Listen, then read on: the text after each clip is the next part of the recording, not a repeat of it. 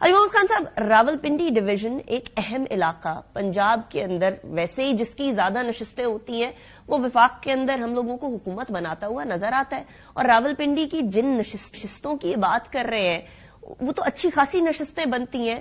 پاکستان تحریک انصاف اس کے بعد کیا لاہ عمل رکھتی ہے؟ بیکاز ابھی تک انہوں نے کوئی ثبوت نہیں فراہم کیے.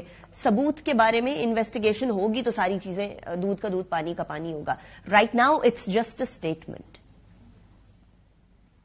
بہت شکریہ. بسم اللہ الرحمن الرحیم. اللہم صلی وسلم مبارک علی سیدنا محمد وعلی آل محمد. دیکھیے، یہ عام اسٹیٹمنٹ نہیں ہے.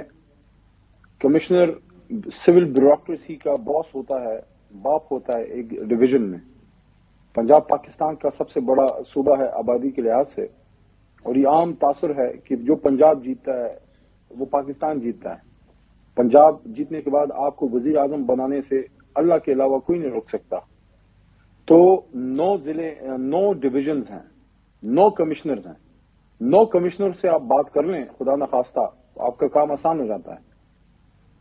یہ بہت مشکل ہوتا ہے سول بیوروکریسی میں اتنا بڑا سٹینڈ لینا، جبکہ وہ شخص کچھ دنوں بعد ریٹائر ہو رہا ہو، جبکہ وہ شخص 1 سال سے زیادہ اسی حکومت کا حصہ ہے. انہوں نے جو بات کی ہے، میں سمجھتا ہوں کہ وہ کہتے ہیں نا کہ اس کا ثبوت کیا ہے. ثبوت تو دیوار کے اوپر ہے، اٹس رائٹنگ آن دا وال. اگر کوئی دیکھنا چاہے، اگر کسی نے آنکھیں بند کر لیں، آنکھیں بند کرنے سے سورج کی روشنی ختم نہیں ہوتی. ثبوت کیا ہے؟ وہ کہہ رہے ہیں کہ میرے نیچے یہ سارا ظلم ہوتا رہا اور میں نے مجبور کیا، کہتا مجھے پھانسی دو. اب پھانسی تو اللہ نہ کرے، اللہ ان کی زندگی رکھے. انہوں نے جو الزام لگایا ہے وہ بہت اعلیٰ لوگوں پہ لگا ہے، اعلیٰ عہدوں پہ جو بیٹھے ہوئے ہیں. یہ میں بات کروں تو پہلی بات تو یہ ہے کہ یہ جو کمشنر راولپنڈی کا سٹیٹمنٹ ہے، لگ تو یہ رہا ہے کہ سارے کمیشن خوروں کی جڑوں میں بیٹھ گیا یہ سٹیٹمنٹ، کیونکہ سسٹم کے اندر سے بہت اعلیٰ عہدیدار نے اپنے ہی لوگوں پہ ایک طرح سے سلطانی گواہ بن گیا ہے. ایسی حالت میں اس کو عام سٹیٹمنٹ اس لیے نہیں لے سکتے کہ سمپلی اس پہ فارم 45 ان حلقوں کے اوریجنل فارم 45 منگائیں، 6 سال کے بچے کو ہاتھ میں کیلکولیٹر دیں، اس کو کہیں اس کو کیلکولیٹ کر کے ریزلٹ بتاؤ، اور فارم 47 بھی بے شک اس سے بھر لیں. اچھا علی صاحب، I'm sorry I'm cutting you short. I 100% agree کہ فارم 45 اور 47 کو ٹیلی کر لیں اور لے جائیں الیکشن کمیشن پاکستان میں. لیکن یہی سوال تو مریم اورنگزیب صاحبہ آپ سے بھی کہہ رہی ہیں کہ الیکشن کمیشن پاکستان میں لے جائیں، جس کے اوپر کل مروت صاحب کہہ رہے تھے کہ آپ لوگ لے گئے ہیں الیکشن کمیشن پاکستان کے اندر کچھ معاملات کو. بہرحال یہ بتائیے گا، and let me be the devil's advocate over here، کہ یہ کہا جا رہا ہے کہ ان کی پولیٹیکل ایسپریشنز تھیں، غالباً ان کا پاکستان تحریک انصاف سے بہت زیادہ کوئی تعلق واسطہ تھا، اسی لیے انہوں نے سم ہاؤ دی ادر معاملات کو ٹوسٹ کرنے کے لیے پاکستان تحریک انصاف کی فیور میں لے کر جانے کے لیے یہ والی سٹیٹمنٹ دی ہے. I am being the devil's advocate over here and asking you about this statement کہ اس اسٹیٹمنٹ کے اندر کتنا وزن ہے؟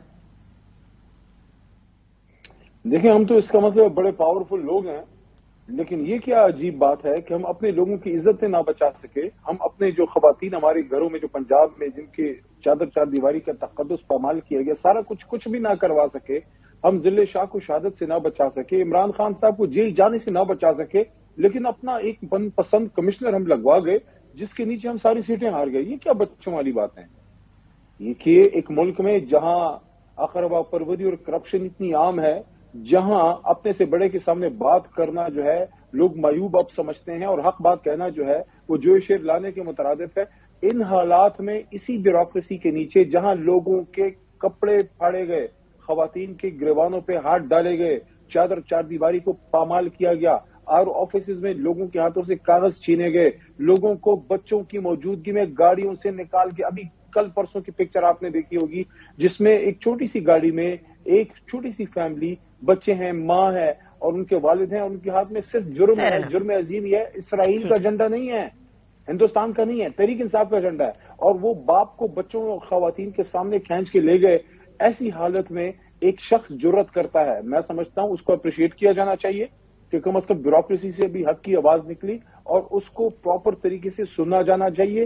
انویسٹیگیشن ہونی چاہیے اس کے اوپر ڈیفینیٹلی انویسٹیگیشن ہونی چاہیے. انویسٹیگیشن کے علاوہ کوئی طریقہ کاری بولنا گناہ ہے. کسی نے بول دیا ہے اس کو اپریشیٹ کریں. میں سمجھتا ہوں میں نے آج جو ہماری پریس ٹاک ہوئی ہے پارلیمانی کمیٹی کی، پہلی بار پارلیمنٹ کے سامنے 2 سال بعد ہماری پارلیمنٹری پارٹی آئی ہے سامنے، الحمدللہ پریس ٹاک ہوئی اور ہم نے ڈیمانڈ کی ہے کہ محترم چیف جسٹس صاحب बसद एहतराम काबिल एहतराम वो इस पे सू मोटो नोटिस लें और इन शख्सियत को बुलाएं और इन चीजों को पर्सनल लेने की बजाय इन चीजों की तहकीक होनी चाहिए और सच सामने आना चाहिए। अवाम का मैंडेट वो उनको मिलना चाहिए जिनको अवाम ने वोट दिया है। चले, अच्छा अली साहब, अभी ऑब्वियसली अप्रिसिएशन और कंप्लीट रिजेक्शन की बात तो बाकी जमातों की तरफ से तो आ रही है, लेकिन इन्वेस्टिगेशन अभी इसके अंदर होना बाकी है और इन्वेस्टिगेशन के बाद ही हक सच सामने आएगा। किसी शख्स ने बात की है, कमिश्नर ने बात की है, कमिश्नर रावलपिंडी डिवीजन ने, तो इसके ऊपर इन्वेस्टिगेशन तो लाजिम व मलजूम है, उसके अलावा तो कोई तरीकाकार नहीं है। लेकिन